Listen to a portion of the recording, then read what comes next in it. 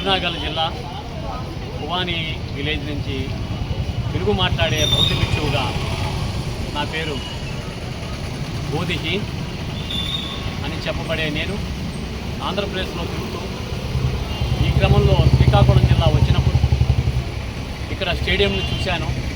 అస్తవ్యస్తంగా ఉంది. పూర్వ రామూర్తి గారి యొక్క చరిత్ర చాలా గొప్పది. ఇది ప్రపంచవ్యాప్తంగా అందరికీ తెలిసినదే.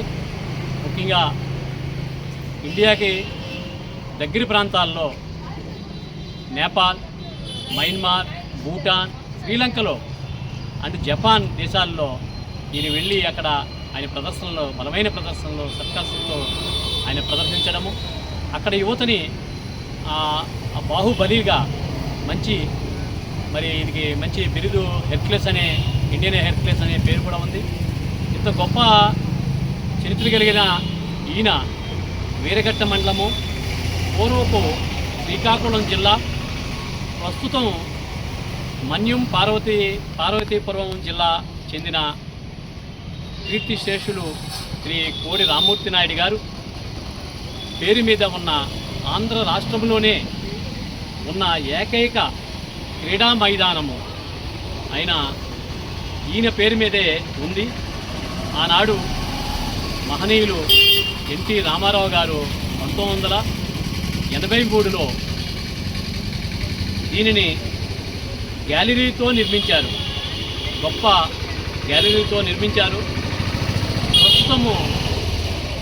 ప్రస్తుతము గత 7 సంవత్సరాల నుండి క్రీడా మైదానము అభివృద్ధి లేక మరి ప్రభుత్వం దగ్గర నిధులు లేకేమో పనులు ఎక్కడివి అక్కడే నిలిచిపోయాయి. ఇప్పటికైనా ఆంధ్ర రాష్ట్ర ప్రభుత్వము నిధులు విడుదల చేసి ఈ సంవత్సరం లోపు పూర్తి చేయగలరని కోరి ప్రార్థిస్తున్నాము. అదేవిధంగా మన్యము పార్వతీపురం జిల్లాను కోడి రామ్మూర్తి నాయుడు జిల్లాగా ప్రకటించవలసిందిగా అక్కడ ప్రజలు ముఖ్యంగా కోరుతున్నారు. అక్కడ ప్రజలు అదేవిధంగా చుట్టుపక్కల మరి జిల్లా వాస్తులైన కరణం మల్లేశ్వరి ఈ జిల్లా స్త్రీయే. ఆమె ప్రపంచంలో మరి మొట్టమొదట ఒలింపిక్ గేమ్స్లో ఆవిడ మంచి పతాకం సంపాదించింది. గత ప్రభుత్వం మంచి ఆవిడికి ఇక్కడ సత్కరించారు, గౌరవించారు. ఈ స్టేడియాన్ని త్వరగా పట్టించుకోవాలని, దాని మీద నిధులు కూడా శాంక్షన్ చేయాలని రాష్ట్ర గవర్నమెంటు నారా చంద్రబాబు నాయుడు గారు, గౌరవనీయులైన ముఖ్యమంత్రి నారా చంద్రబాబు నాయుడు గారు, అలాగే ఉప ముఖ్యమంత్రి